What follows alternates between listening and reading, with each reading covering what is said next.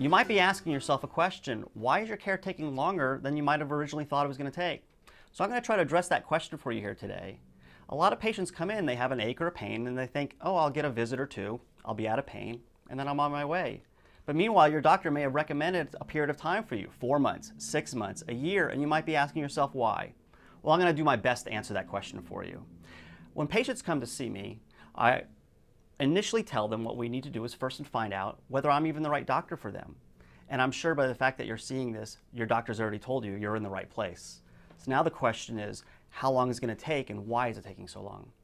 So your doctor may be doing things with you as x-rays, they might be doing surface EMGs, they might be doing different types of tests, and then they're going to explain to you what's normal, and then they're going to explain to you how you're not normal, or not necessarily maybe not normal, but how your tests weren't normal, and then they're going to explain how long it might take. And I'm going to do my best to do that for you right now. So I'm going to start by taking a look at an x-ray, and I do a lot of x-rays in my office with my practice and my patients. And I'm going to describe for you, and you'll see the x-ray up on the screen here, what makes this normal. Now what you're looking at right now is a picture of someone's spine from the side of their neck region. You could see the back of their head, their jaw, and you could see the spine below their head there. And there's 3 characteristics that make this normal. Let me point those out for you. The first characteristic, and by the way, even though this is a neck, this applies to the entire spine. So if we're looking at the lower back or the mid back, it all applies the same. So these 3 characteristics. Number 1 is, you'll notice that there's a curve, almost like the shape of a banana. And that curve is the first characteristic that makes it normal. And let me explain why we have these curves. The first reason we have a curve, and there's 2, the first reason is it actually makes it stronger. Imagine yourself looking right now at the Hoover Dam. You can picture the Hoover Dam. It's a big curved wall. And you might ask, well, why did the engineers design it that way? Well, they designed it that way because the fact that it's stronger. Because they could have made it a flat wall, but you'll notice it's curved. Well, there was a reason for it. It actually is stronger. It's been shown to be about 30% stronger. And the same is true with your spine. The weight of your head sitting on your neck has to be supported. Well, how does it get supported? Well, a big way of that support is through the curve in the neck. The second reason we have a curve, as I mentioned, there was 2 reasons, is it acts like a shock absorber. The wall of a dam is a solid structure, but obviously your neck is not solid. It moves. So because it moves, the fact that it moves is that it's springy. So if you imagine yourself, if I was standing on this chair right now and you said to me, jump off the chair, of course I would bend my knees to absorb the shock. I'm not doing this. I'm doing a nice flexion. And the same is true with your neck. That curve acts flexible. So a lot of you sitting and watching this right now might be complaining that you have stiffness in your neck, or you might complain that your neck feels sore all the time, or that your head feels heavy. Well, that's where it comes from. If you've lost the curve in your neck, your spine is weaker and stiffer. And what you might experience is that feeling of, oh, my neck is sore or my head feels heavy. That's where that might come from. So that was the first characteristic of what makes this normal, is there's a curve to it. The second thing that makes this normal is you'll notice on the x-ray again that's coming up, that's on your screen, is there's space between the bones. Those spaces are the disc spaces. And you don't see it on an x-ray because discs don't show up on an x-ray, but it leaves the space there. And by the fact that the space is big, tells us that the disc is big and it's thick and normal the way it should be. If we see those bones getting closer together, that space getting smaller, that means the disc has gotten thinner and your shock absorbers in between the bones have basically started wearing out. In fact, you've seen, as people joke, you might have seen that as people get older, they tend to get shorter. They say, like my mom, I could think of, has gotten shorter as she aged.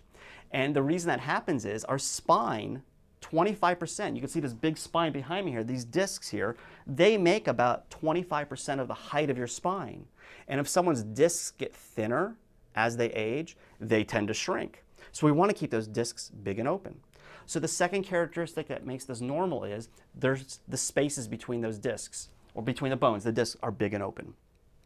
The third characteristic that makes this normal is the edges of the bones. The edges of the bones, you see this big spine back here, these edges right here are smooth. There isn't big, what we call spurs or pointed edges coming off. That's basically a sign of arthritis. So to recap, the 3 things that we look for in a normal, healthy spine are: 1, it's properly aligned by seeing a good curve. Second is the spaces between the bones are big and open. And third, the edges of the bones are nice and smooth. So when the doctor reviews the x-rays with you or explains things to you, they're going to go through those and share with you how are you compared to that. Are you having a good curve? Do you have good disc space? Do you have good smooth edges to your bones? And if you don't, well, then they're going to explain what they need to do, and your doctor will be able to handle that for you. The thing I want to share is that there are what we call phases. Okay? Phase 1, Phase 2, Phase 3. And these phases are defined by these characteristics, and what phase you're in will dictate how long your care takes. I started by saying, why is your care maybe taking longer than you anticipated? If you're a normal, your care is going to be shorter. If you're a Phase 1, the care will take longer, and etc. It's sort of like if you went to a doctor and they said, you have stage 3 of some condition. Well, what stage you're in dictates the treatment plan that they're going to put you on. Well, what phase you're in with your spine also dictates your treatment plan. So one patient might be being told by your doctor, you need 3 months of care or 6 months of care, whereas someone else that you refer in might end up needing a year of care.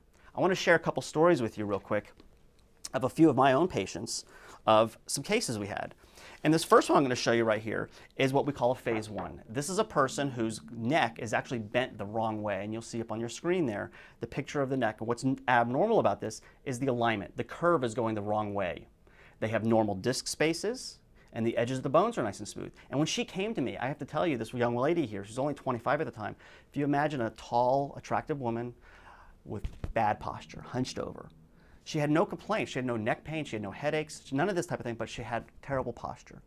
And when she came to me, that's what she presented with. Well, this is the second x-ray you can see up on the screen here of her 6 months into care.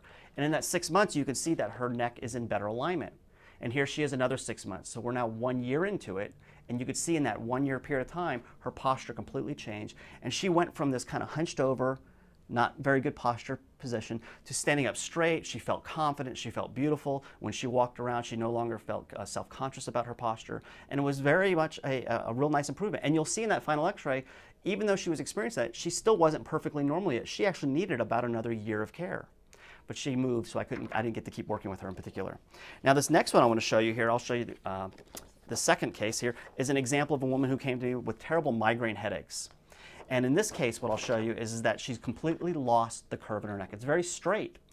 And that was often what we refer to as a military neck, is often what they refer to it as. Is it straight like that?